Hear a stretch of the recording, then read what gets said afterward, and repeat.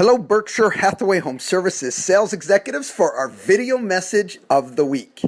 All right, this video was sent to me and it's entitled The Science of Productivity. And I think it gives some real great insights, some not new, but I think the way that it is explained and the way it is presented is very well done. And I think it will truly, if you follow it, help you increase your productivity. Have a great week.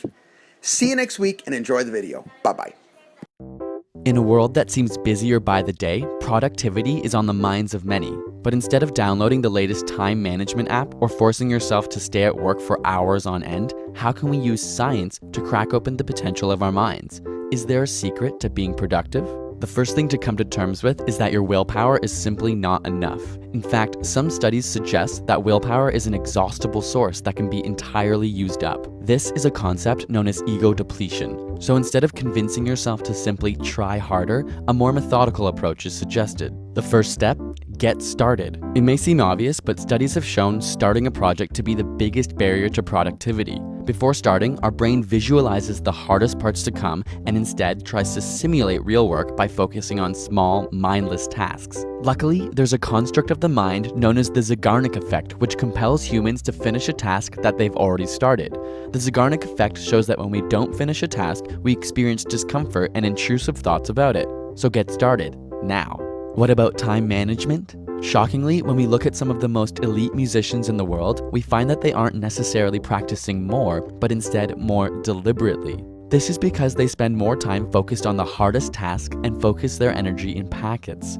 Instead of diluting their effort over the entire day, they have periods of intense work followed by breaks. Not relying on willpower, they rely on habit and disciplined scheduling. Studies have found that the most elite violinists in the world generally follow a 90-minute work regime with a 15 to 20-minute break afterwards. Instead of trying to maintain energy throughout the entire day, breaking it down into sessions with planned relaxation is most effective. But how can you develop the discipline to follow this routine? One key component is giving yourself a deadline. Write it down, mark it in your calendar, and you'll be much more likely to complete your task.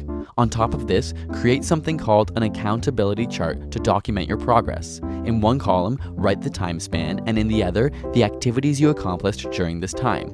Similar to those on a diet who document their food intake, writing down your progress allows you to realistically evaluate your work as opposed to inaccurately assuming what you've done. Furthermore, tracking your progress helps to avoid small, mindless work. And finally, stop multitasking. While it may feel like you're accomplishing more, studies show that multitaskers are much less productive. Instead, try and make a list at night of what you want to accomplish tomorrow. This way, you hit the ground running with your action plan and avoid trying to complete multiple activities at once.